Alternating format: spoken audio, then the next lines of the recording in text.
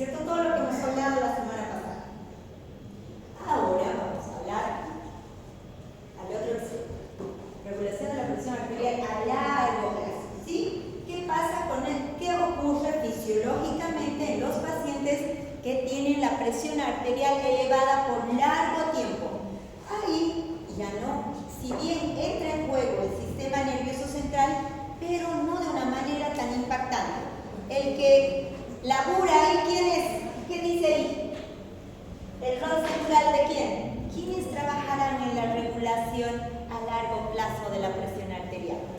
Los riñones. Ahora vamos a hablar de muchas cositas de los riñones, qué hacen, cuál es su función en el control y regulación de la presión arterial. Son importantísimos, es un órgano elemental. Nosotros vamos a tener todo un capítulo de fisiología renal, pero acá, ¿por qué lo vamos a ir viendo? Y vamos a ir viendo lo elemental de la función del riñón. Lo vamos a ver en el control de la presión arterial, precisamente, ¿sí? Control de la presión arterial a largo plazo. El rol central de los riñones. Vamos viendo qué es lo que ocurre. La importancia del control de la presión arterial a largo plazo a cargo de los riñones, ¿sí? La presión arterial debe mantenerse dentro de rangos estrechos para una perfusión tisular adecuada. ¿Bien? La presión arterial tiene un rango, jóvenes, ¿sí? Nosotros hemos conocido parte de ese estándar cuando hemos hablado de presión arterial en lo que es circulación. ¿De cuánto era la presión arterial? ¿Quién me dice estándar? Sí, aquí sí. 120 de sistólica y 80 de diastólica. Hemos hablado de esos parámetros, ¿cierto? Bien, excelente. Si bien esos parámetros de presión arterial, jóvenes, son estándar, nosotros tenemos parámetros de cuándo decimos que hay hipertensión y cuándo decimos que hay hipotensión, ¿sí? Bien, solo para que lo sepamos. Luego vamos a ir, cuando nos toque todo lo que es presión arterial, vamos a ir conociendo más datos, pero para que ustedes tengan un dato importante. Nosotros decimos que hay hipertensión arterial cuando la presión sistólica es igual o mayor a 140 milímetros de mercurio y cuando la presión diastólica es igual o mayor a 90 milímetros de mercurio. ¿Es correcto? ¿Hemos hablado de este término? Bien. Incluso ustedes van a encontrar en su librito de fisiología de Guyton que ya ni siquiera es 140 milímetros de mercurio la presión cuando se considera hipertensión. Su libro, en la última edición, habla de 135 milímetros de mercurio, ¿sí? Y ya las nuevas guías, ¿sí? Porque este libro es publicado el 2020, ¿cierto? Bien, las últimas guías de ahora ya hablan de que nosotros debemos considerar hipertensión cuando la presión arterial sistólica es igual o mayor a 130 milímetros de mercurio. Fíjense los rangos entonces, ¿sí? Hablábamos de una presión estándar normal que era 120 milímetros de mercurio la sistólica y 80 la diastólica. ¿Bien? Ahora fíjense cómo esos rangos se nos hacen más estrechos. Ya desde 130 de sistólica ya se habla de hipertensión arterial. Y ya de igual o mayor a 90 milímetros de mercurio de diastólica, estamos hablando de una hipertensión arterial, ¿sí? Entonces, tomemos en cuenta esos parámetros para lo que vamos a ver ahora, ¿sí?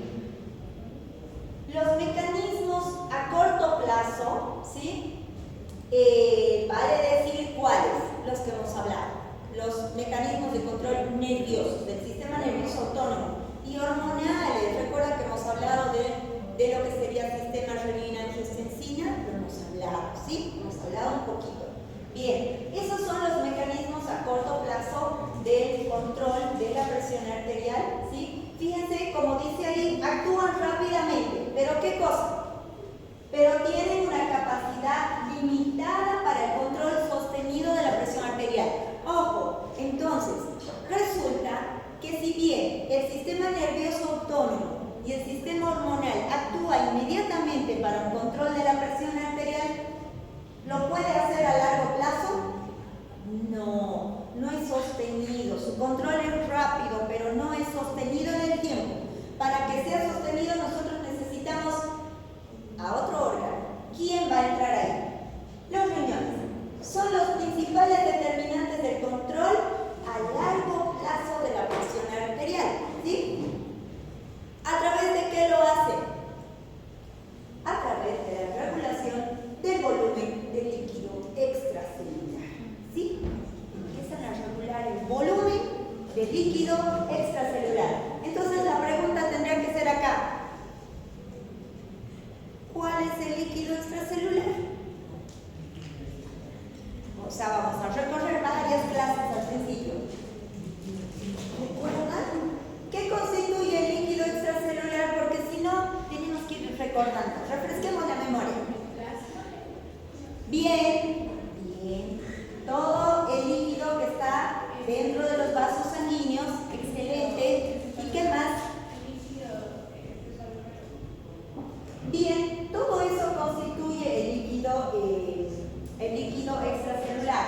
¿Recuerdan cuando nosotros hacíamos la clasificación de líquidos intracelular y decimos que el líquido es intracelular y un líquido extracelular? ¿Qué constituye? El líquido intracelular está claro, es el líquido que está dentro de la célula, ¿cierto? ¿Y qué constituye al líquido extracelular? Está constituido en este caso por dos elementos. ¿Cuáles son? Uno, el plasma sanguíneo, todo lo que está dentro del torrente sanguíneo, de líquidos. ¿Y qué más? Nos estamos olvidando de un componente. Está el vaso sanguíneo, está la célula y ¿qué está entre medio? ¿Qué se llama ese líquido? El que está entre medio de la célula.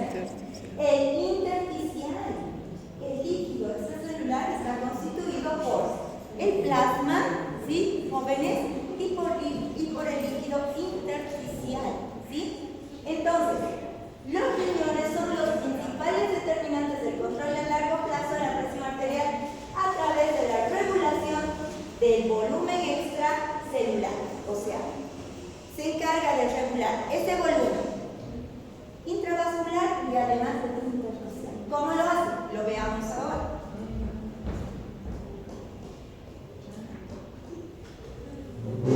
Bien, lo hace mediante varios sistemas, ¿sí?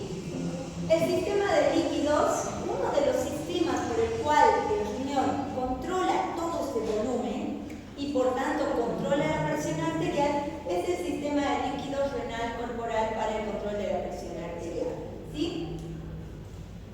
Fíjense, la presión arterial, cuando la presión arterial se eleva, ¿sí? Afecta directamente la excreción renal de sal y de agua, ¿sí? ¿Qué es lo que ocurre? Cuando la presión arterial se va incrementando, ¿sí? En nuestro organismo, empieza a haber un aumento, ¿sí? De la excreción tanto de sal como de agua a través de los riñones. Y esa excreción normal de sal se llama natriuresis por presión, ¿sí? Y esa excreción normal de agua o la mayor eliminación de agua se llama diuresis por presión, ¿sí? Entonces, ¿qué es lo que pasa? ¿Qué hace el riñoncito? Empieza a detectar presiones altas y empieza a perder ¿qué cosa? Agua, ¿sí? Empieza a detectar presión alta, ¿sí? Y empieza a eliminar agua y además empieza a eliminar ¿qué cosa? Sal, sodio, ¿sí? Mediante la eliminación de lo que se conoce como diuresis por presión en el caso de eliminar agua y natriuresis por presión en el caso de eliminar sodio, ¿sí? Entonces, un dato más. Un aumento de la presión arterial incrementa ¿qué cosa? Incrementa la excreción, lo que disminuye el volumen. O sea, si nuestro riñoncito,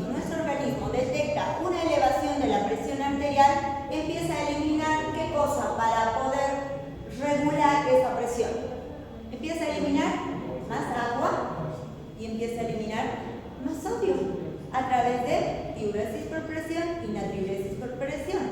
¿Y qué vamos a lograr con eso? ¿Qué pasa si nosotros eliminamos más agua y más sodio? El aumento de la presión incrementa la excreción tanto de agua como de sodio, lo que disminuye ese volumen de líquido extracelular del que acabamos de hablar, ¿sí? Y por ende, la presión arterial, ¿qué va a pasar? Si estaba elevada y hemos empezado a perder y el riñón nos ayudó a perder líquido y sodio, agua y sodio, la presión empieza a normalizarse, ¿sí? Empieza a normalizarse. ¿Gracias a qué? A una diuresis por presión y natriuresis por presión, ¿sí? Bien, ahora, ¿qué pasará en el efecto contrario? Ojo, estamos hablando en este momento de riñones que funcionan al 100%, ¿sí? Apenas detectan una elevada de la presión, lo primero que hacen es tratar de eliminar líquido y sodio a través de los riñones. ¿Bien? ¿Para qué? Para disminuir el volumen de líquido extracelular, ¿sí? Y retornar la presión a los parámetros estándar. Ahora la pregunta sería, ya sabemos qué pasa cuando aumenta la presión.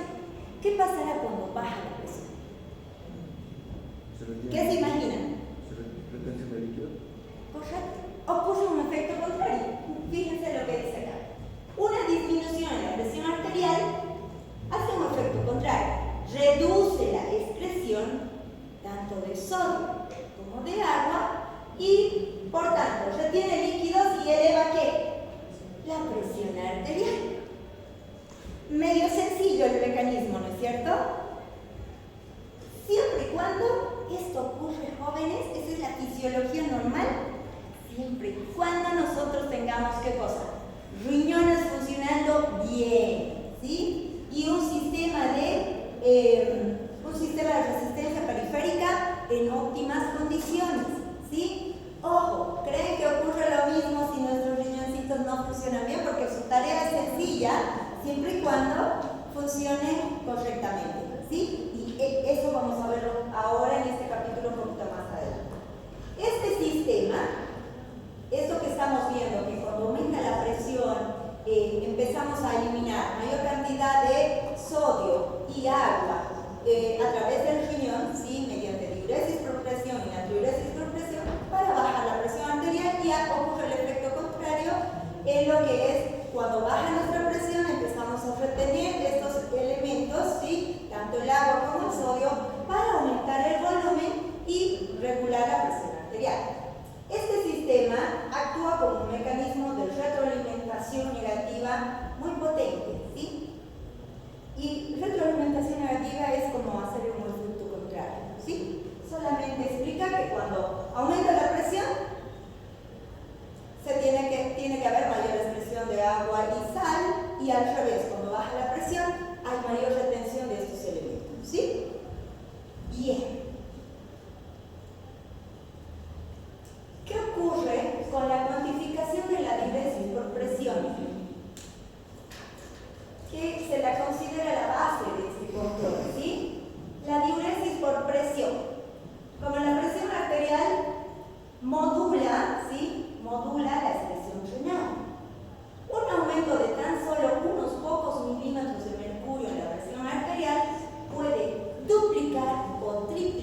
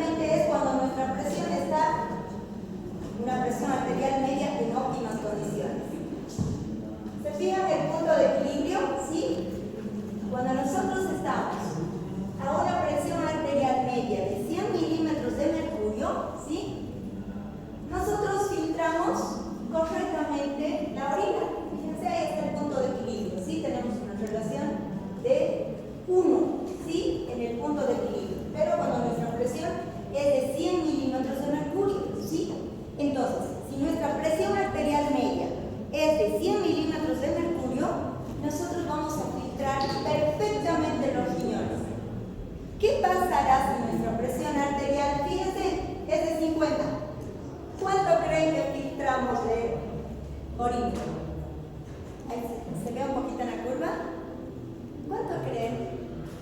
¿Creen que filtramos algo con esa presión? Menos de 1 segundo. Algo. Menos de 1 segundo. Correcto, menos de 1. Es de 0. Sí, es de 0. Para que nosotros podamos ver la importancia de la presión arterial media. ¿Sí? La presión arterial media es la que nos determina cómo es la perfusión de los tejidos. Si nosotros no le damos perfusión al pobre riñón, ¿cómo va a filtrar? ¿Sí? No tiene la fuerza necesaria, no tiene la energía necesaria. Fíjense, entonces, y su librito de Guyton también dice eso cuando ustedes revisen.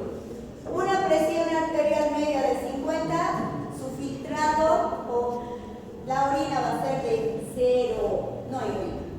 ¿Sí? Por tanto, no solamente es importante tener en cuenta y controlar la hipertensión arterial, también la hipotensión. ¿Sí? Bien. Pero ahora fíjense qué pasa. Hay un efecto muy impactante cuando la presión arterial media supera los 100 milímetros de mercurio. Cuando está en 100 milímetros de mercurio, fíjense, hay un puntito que dice que es un punto de equilibrio. Ahí filtra bien nuestro riñón y tenemos buena perfusión del tejido. Estamos bárbaros y óptimos, ¿sí? Pero ¿qué pasa cuando nuestra presión empieza a elevarse? Fíjense, apenas se eleva 50 milímetros de mercurio. Fíjense cuánto es la pérdida de agua y de pérdida renal de agua y sal. Fíjense, es como de 4 veces lo normal, ¿sí? Entonces, apenas se eleva la presión arterial, jóvenes, la pérdida de agua y sodio es realmente importante, ¿sí? Si acá en 50 teníamos 0 de diuresis, fíjense cómo más 50 milímetros de mercurio de aumento de la presión por sobre del punto de equilibrio, ¿sí? La pérdida de agua se incrementa de manera bastante alta, ¿sí? Fíjense, casi 4 veces el volumen, o sea, no el volumen directamente, pero casi. Ni siquiera vamos progresivamente, ¿no es cierto? Ni siquiera es una relación a 1, sino que se eleva rápidamente la pérdida de gran cantidad de sodio y gran cantidad de agua. ¿Para qué? Para intentar normalizar la presión arterial, ¿sí? Fíjense entonces qué repercusión tiene cuando nosotros tenemos o hipertensión o hipotensión arterial. Vamos a ir viendo en el resto de las diapositivas. Fíjense, la siguiente diapositiva nos va a mostrar ese cambio, cómo se recorre esta curva cuando la presión arterial aumenta. Aquí solo les mostré, pero fíjense qué pasa si nosotros vemos reales.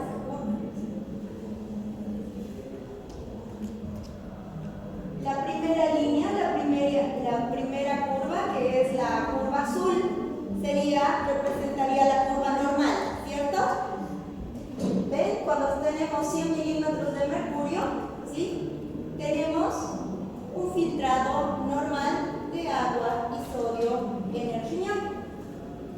Al lado está lo que les explicaba en la diapositiva anterior. Fíjense que cuando la presión arterial empieza a aumenta rápidamente la pérdida de líquidos y sodio por el riñón para tratar de compensar la presión arterial. La presión arterial media a largo plazo siempre se reajustará exactamente hasta 100 milímetros de mercurio. Solo hay 2 formas de que el punto de equilibrio pueda cambiar. 1, el grado de desplazamiento de la curva de eliminación renal de agua y sal, ¿sí? Y 2, el nivel de la línea de ingestión de agua y sal, ¿sí? Entonces, siempre en condiciones normales y fisiológicas, ¿sí? Nuestro cuerpo, nuestro organismo va a intentar siempre tratar de equilibrar, ¿sí?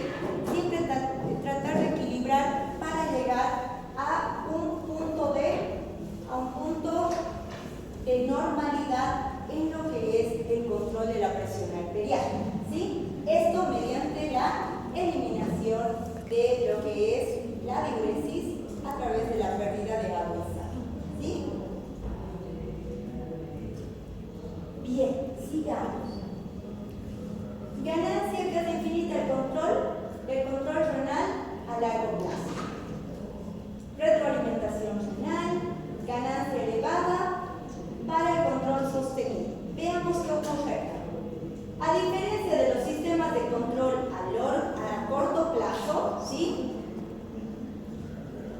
que estaban constituidos por el sistema nervioso central, a través del sistema nervioso autónomo, simpático, parasimpático y hormonal, ¿sí?, que son con ganancias limitadas, el sistema renal corporal puede corregir completamente una alteración crónica de la presión arterial si la función del riñón es normal. Puede hacerlo, el riñón regula esa presión arterial a parámetros óptimos siempre y cuando esté funcionando en óptimas condiciones. Fíjense lo que dice acá. Si un factor intenta elevar la presión arterial permanentemente, el aumento resultante de la excreción renal eventualmente igualará la entrada, devolviendo la presión a su punto de equilibrio a largo plazo, ¿sí? Entonces, nosotros, por decir, tenemos ingestas de sodio elevadas, ¿sí? Alguien empieza a consumir, por decirle, ¿qué sustancias tienen alto contenido de sodio? Los conservantes, ¿no es cierto? Nosotros empezamos a comer bastantes conservantes, mucha sal, ¿sí? Como para regular la dieta. ¿Y saben qué? Inmediatamente, ¿sí?, obviamente no en segundos ni minutos, sino que con las horas, con las semanas, nuestro sistema renal va a llevar ese aumento del sodio que hemos tenido, ¿sí?, va a llevarlo a un punto de equilibrio. Esta capacidad de corrección casi completa se describe como ganancia de retroalimentación casi infinita, ¿sí? Siempre que nosotros tengamos una desregulación, tanto en los líquidos como en el sodio, ¿sí?, nuestro riñón se va a hacer cargo siempre y cuando esté funcionando en óptimas condiciones. ¿Ya? Sigamos la descripción. Dos determinantes claves de la presión arterial a largo plazo. ¿Quiénes serán? El nivel de ingestión de sal y agua, por un lado, y por otro, la función renal, ¿sí? El nivel de ingestión de sal y agua determina un punto de equilibrio alrededor del cual se regulará la presión arterial. Un mayor consumo, ¿sí?, desplazará la curva de eliminación renal hacia la derecha, ¿sí?, requiriendo una presión arterial más alta para mantenerse en equilibrio. La función renal, la capacidad de los riñones para excretar sal, agua a diferentes presiones, ¿sí?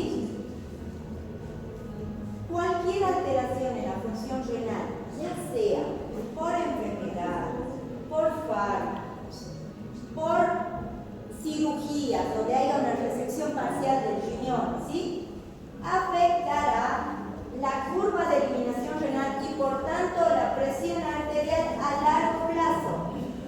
Ojo con esto. Fíjense entonces, no tendríamos que esperar nosotros que solamente cuando le hacen una nefrectomía, es decir, le tienen que retirar a un paciente el riñón por algún problema de salud, por algún tumor, por algún trauma, ¿sí?, no solamente entonces va a haber alteración de la presión arterial. Fíjense que el consumo de fármacos ya puede lesionar el riñón. Y vamos a verlo en la descripción de este capítulo, que por ejemplo una patología muy común en nuestro medio, como es la diabetes, ¿sí?, ya afecta al riñón, ¿sí? El solo hecho de tener diabetes ya se tiene una función renal disminuida. O sea que nuestra presión arterial va a ir muy relacionada. Por eso, paciente que es diabético, paciente que es hipertenso, es como una regla, ¿sí? Es como una regla. Bien.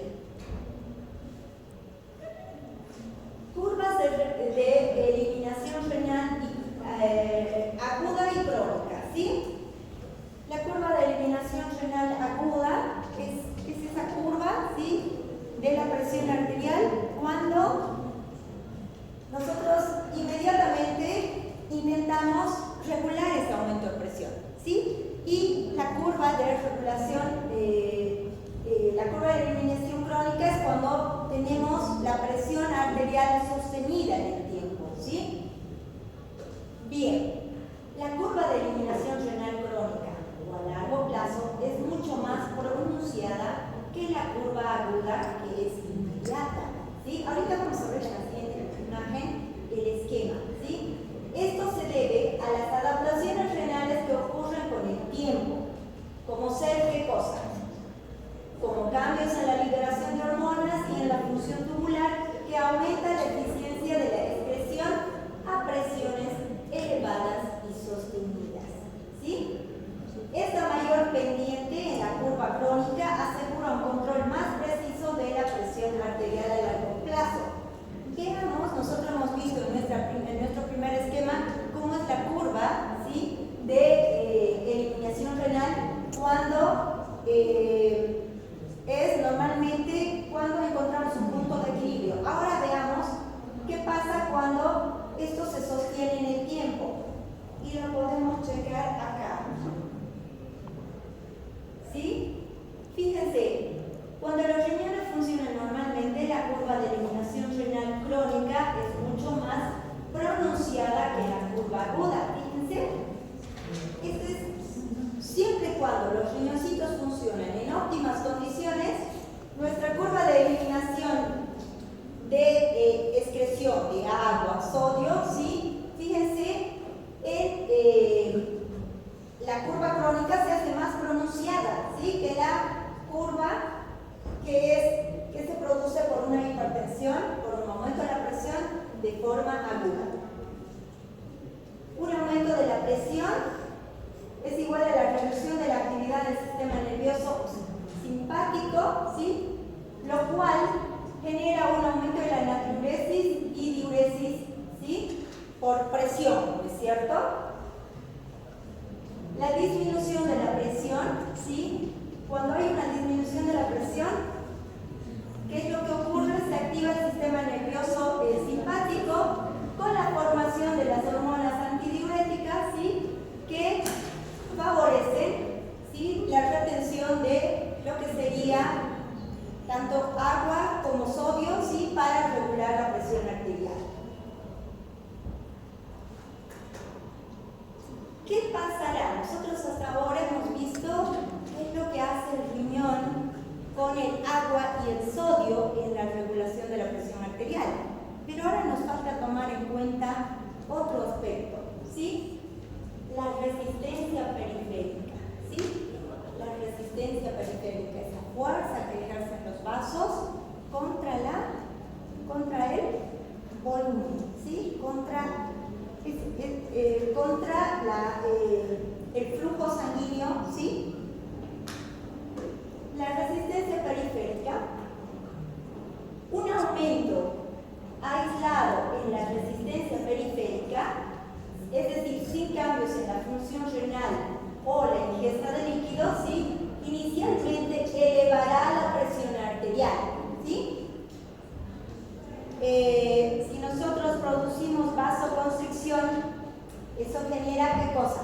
Un aumento de la resistencia periférica, ¿cierto? Hay un aumento de la resistencia periférica. Bien.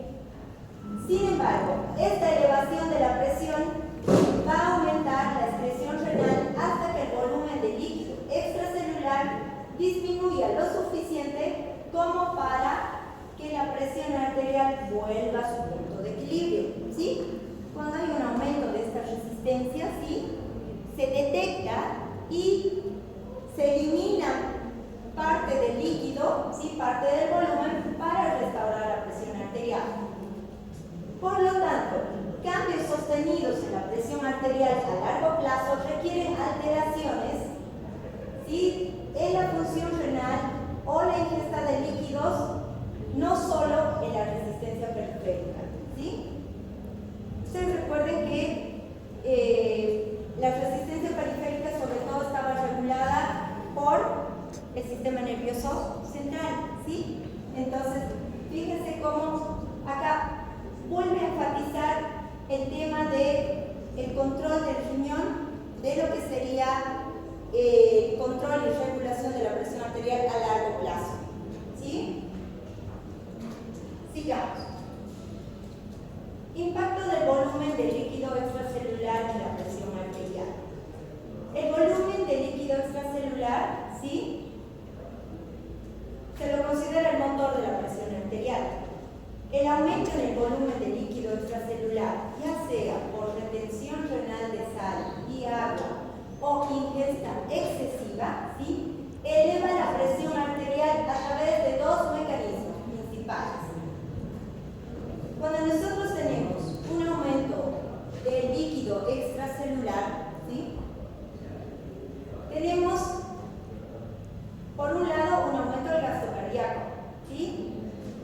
y por otro un aumento de la resistencia periférica total. Fíjense, el aumento del gasto cardíaco, mayor volumen sanguíneo, aumenta ¿qué cosa?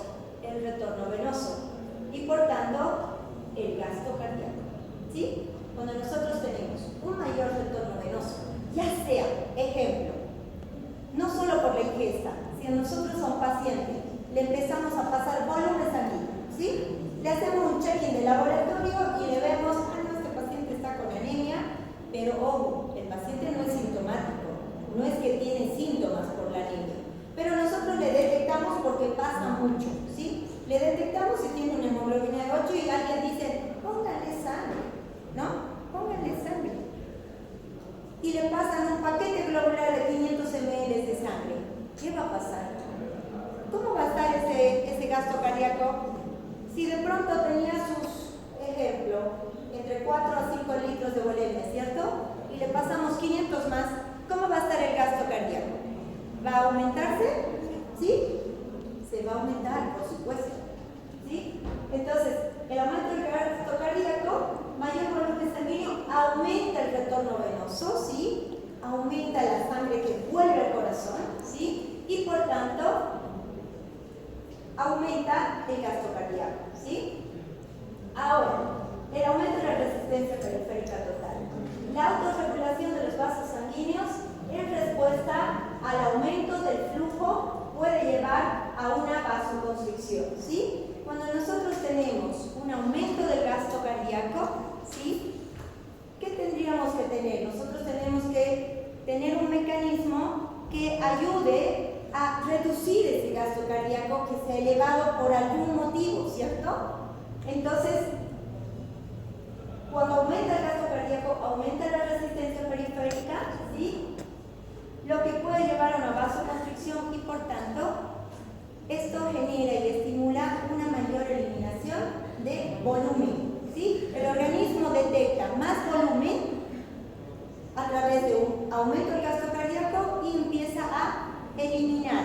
Lo que debe hacer es eliminar ese volumen para volver a regular, a restaurar la presión arterial. La magnitud relativa de estos dos efectos puede variar, pero ambos contribuyen a lo que es el aumento de la presión arterial. ¿Sí?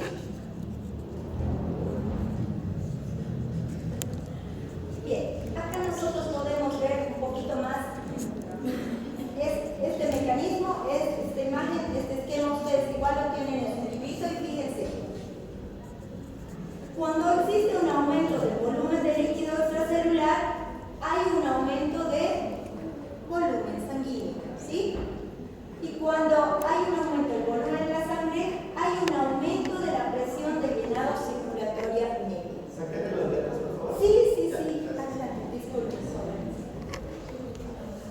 ¿El líquido extracelular? ¿Qué era? Muy bien, el plasma y el líquido intersticial. Cuando hay un aumento del líquido extracelular, ¿sí? Se genera un aumento del volumen de sangre, ¿sí? Este aumento del volumen de sangre aumenta ¿qué cosa? Genera un aumento de la presión de llenado circulatoria media, ¿sí? Este aumento de esta presión, ¿sí? Genera un aumento del retorno de sangre venosa al corazón y esto genera un aumento del gasto cardíaco, ¿sí? Aumenta ese volumen sanguíneo minuto, empieza a aumentar. ¿Bien? Ahora, ¿qué es lo que ocurre? Hay una autorregulación, ¿sí? Hay un aumento de la resistencia periférica total y esto genera ¿qué cosa? Un aumento de la presión primero, ¿no es cierto? Si aumenta el gasto cardíaco, ¿aumentará la presión arterial? ¿Tendría que aumentar o tendría que disminuir la presión arterial? Tiene que aumentar.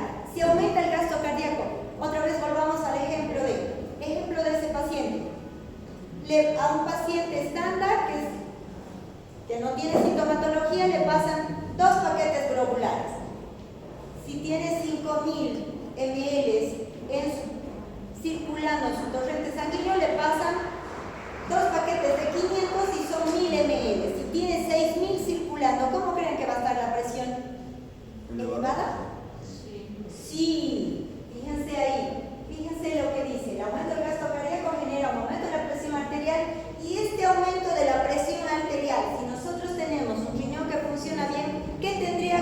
generar en el riñón? Diuresis. Un aumento de la diuresis. El aumento de la presión arterial tiene que generar un aumento de la diuresis, por donde vamos a perder sobre todo, ¿qué cosa? Agua. Agua y sal, sobre todo. Perdemos otros electrolitos, pero sobre todo agua y sal, para volver a regular, a restaurar esa presión a sus parámetros normales. ¿Sí?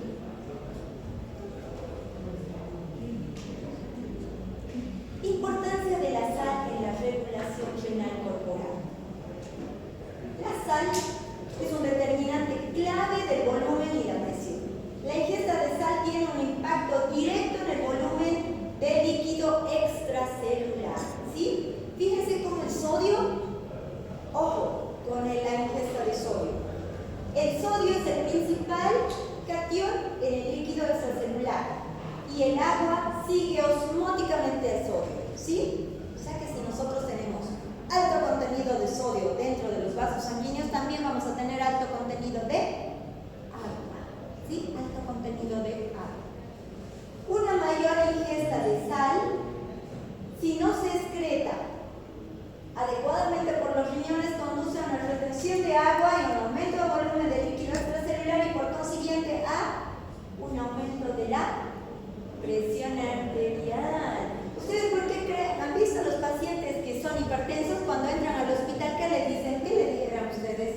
¿Cómo le dieran su dieta a un paciente hipertenso?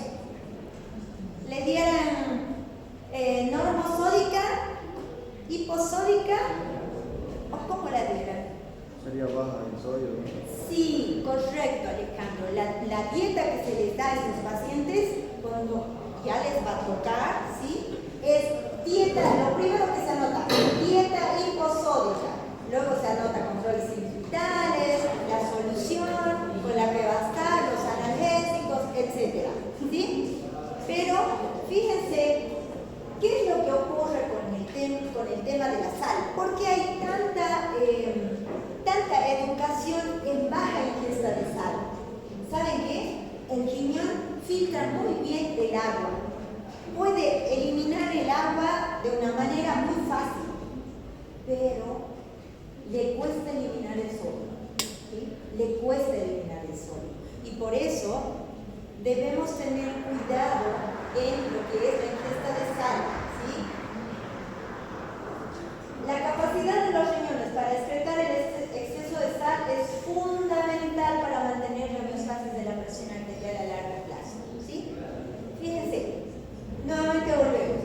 Si un riñoncito tiene alguna lesión, por alguna patología de base, por alguna enfermedad, no va a tener la capacidad de filtrar sodio o la sal en los riñones, ¿sí? Y si no hace esa tarea, estamos predisponiendo a ese paciente a que haga ¿qué cosa? ¿Qué cosa en lo futuro? Una hipertensión arterial, ¿sí?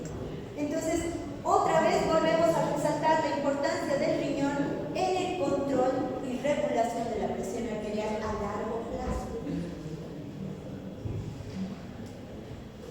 Hipertensión arterial crónica y deterioro de la función renal. Ya vamos terminando, jóvenes. No se me desconcentren, ¿sí?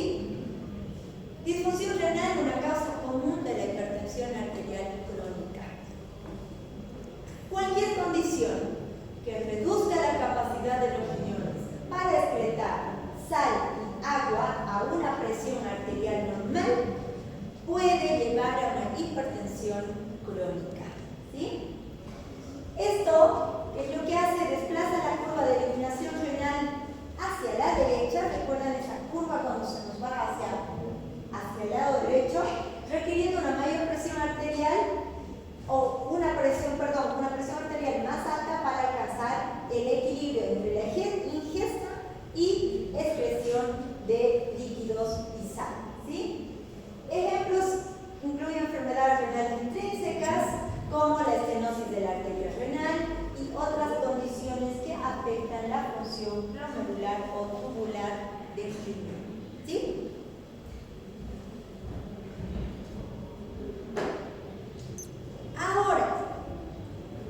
Hasta ahora hemos hablado toda la tarea que hace el riñón con el filtrado, a nivel del filtrado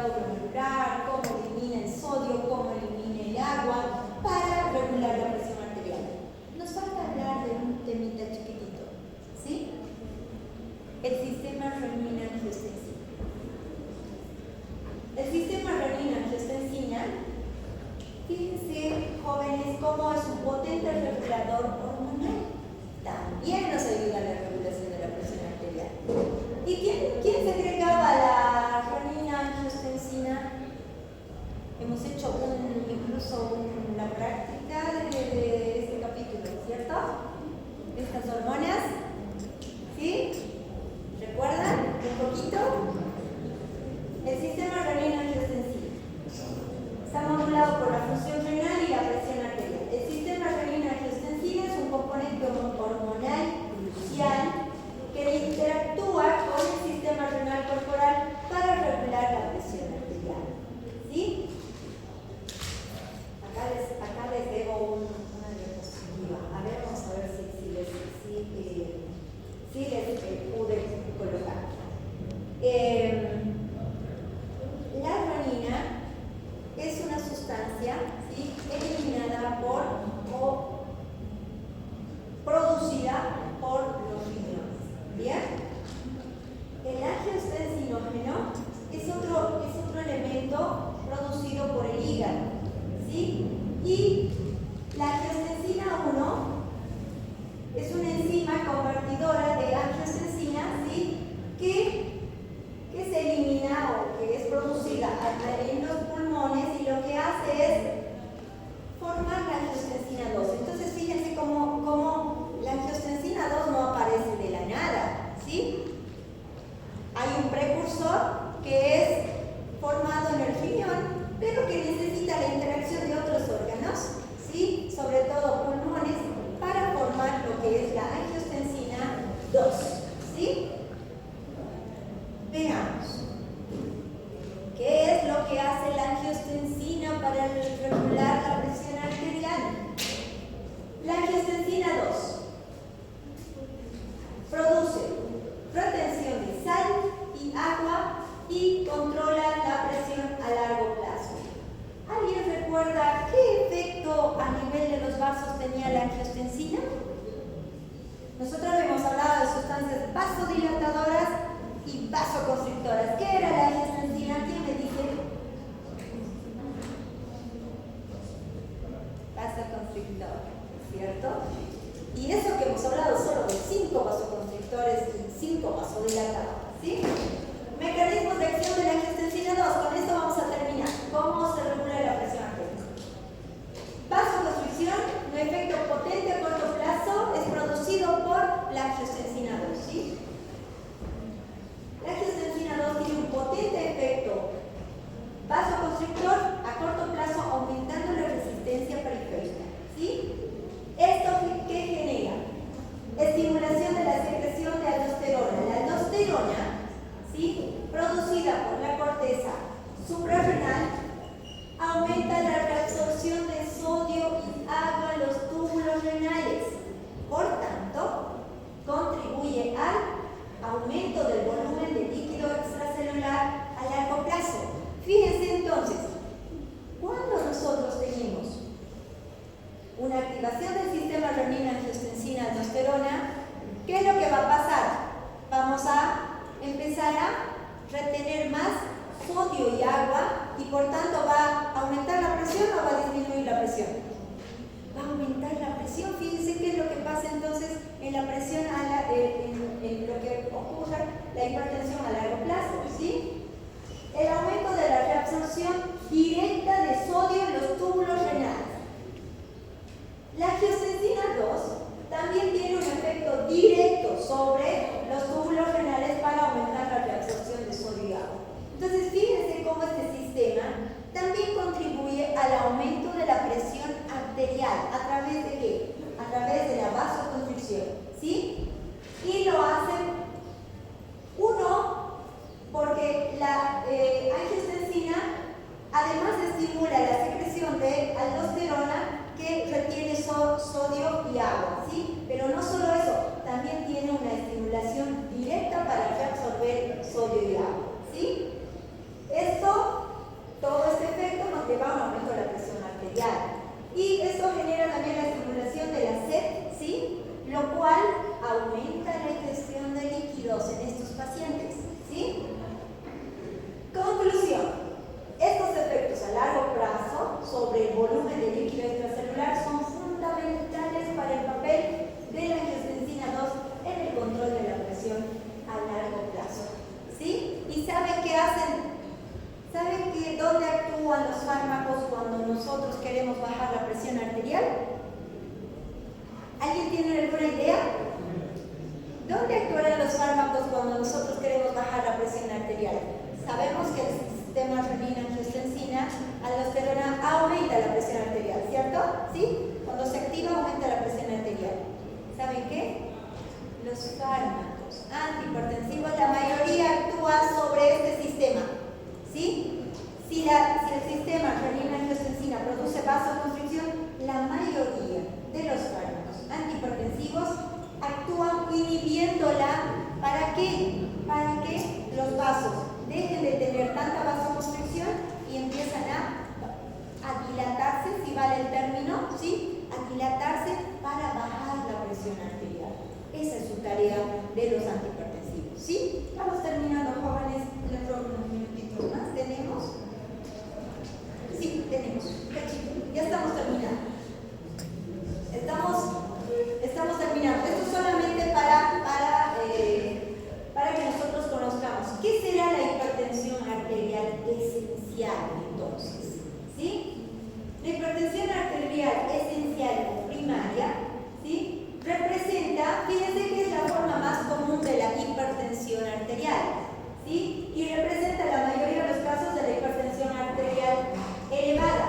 ¿Y saben qué? ¿Creen que la hipertensión arterial primaria o esencial tiene una causa conocida? ¿Por qué no podemos prevenir la hipertensión? Les cuento que la causa de la hipertensión arterial primaria o esencial es desconocida, como dice ahí, y como dice en su libro, y como dice en cualquier guía que lean, ¿sí? Por eso es que no la podemos prevenir así de una, porque si supiéramos, la prevendríamos, ¿cierto? Bien, se cree que resulta una compleja interacción entre factores genéticos, ¿sí? Mire, tenemos que tener factores genéticos, que en la familia alguien haya sido hipertenso, ¿sí? Y además factores ambientales, que afectan la función renal, que afectan el sistema renina-angiotensina, el sistema nervioso simpático y otros mecanismos de control de la presión arterial por lo que se genera hipertensión arterial primaria o esencial, ¿sí? Esa es la hipertensión que ustedes van a tener que tratar el día de mañana, jóvenes. De médicos, su primer paciente va a ser un hipertenso, ¿sí? Es lo que todos los días van a tener en la consulta. Y ustedes van a decir, sí, tengo que darle un antihipertensivo, pero no vamos a saber cómo es la fisiología. Por eso es importante que veamos esto, ¿sí? Entonces, pequeñas alteraciones en múltiples sistemas pueden combinarse para desplazar la curva de eliminación renal hacia la derecha y elevar el punto de equilibrio de la presión arterial a largo plazo. ¿Bien? Con esto terminamos, jóvenes. El control a largo plazo de la presión arterial depende fundamentalmente de la capacidad de los riñones para regular el volumen de líquido extracelular, ¿sí? El equilibrio con la ingesta de sal y agua. La curva de eliminación renal y su interacción con la ingesta de líquidos determina el punto de equilibrio de la presión arterial a largo plazo, ¿sí? ¿Esto que hace referencia? ¿Recuerdan? Cuando nosotros teníamos o había una mayor ingesta de agua y sodio, ¿qué tenía que haber? ¿Qué ocurría normalmente con los riñoncitos? El riñoncito eliminaba, excretaba había una mayor eliminación de agua y una mayor eliminación de sal para regular la presión arterial, ¿sí?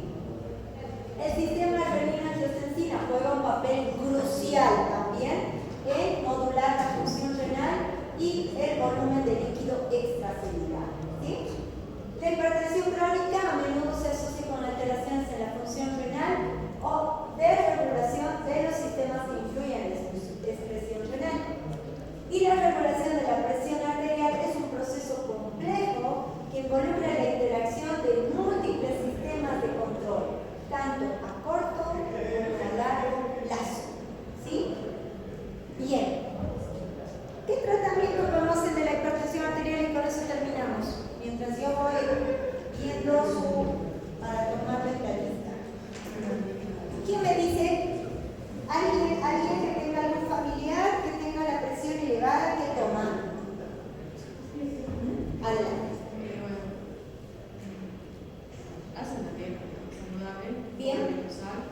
efecto. Toma su pastilla, ¿no? Diaria. No tomas, no sé. Y eso es como la pastilla y menos, digamos, la comida no tiene que ser nada. Excelente, excelente. Entonces, fíjense cómo el tratamiento de los pacientes hipertensos tendría que ser, número 1, cambio del estilo de vida, lo que acaba de decir su compañera. Número 1, alimentos bajos en sodio, ¿sí? Y las gaseosas, ¿sí? Todo lo que es conservante, jóvenes, ¿saben por qué conservan los alimentos? Por el gran contenido de sodio. Y por eso todas las conservas tienen mucha sal, ¿sí? Mucha sal, los fiambres, los embutidos, sal por kilos, ¿sí? El queso, ¿sí? Pero siempre y cuando nosotros tengamos un riñoncito, con eso no les digo que no hay que ingerir, pero siempre y cuando tengamos un riñón funcional, podemos regularlo todo, ¿sí? Pero en los pacientes hipertensos, el primer dato es cambio del estilo de vida, ¿sí? O sea, dietas con contenidos bajos en sodio. Número 2, los fármacos. ¿Fármacos de qué tipo? Hay muchísimos, ¿sí? Primero están los que se oponen al sistema renina-angiotensina, ¿sí? Los famosos IECAS, ¿sí? Enalapril, lisinopril, ¿sí? Hay otros de otras familias, como el losartán, muy de moda. El losartán, ustedes preguntan a cualquier paciente hipertenso, ¿qué le dan? Losartán, ¿sí? Hay otros vasodilatadores, ya de otro orden. Hay otros beta bloqueantes, ¿sí? Que ayudan a que los vasos no estén todo el tiempo tensos y empiecen a relajarse, ¿sí? Entonces tenemos un amplio abanico de fármacos para el tratamiento de la presión arterial. Ustedes ya van a ver farmacología y ahí van a poder conocer más los grupos de antihipertensivos, ¿sí? Bien.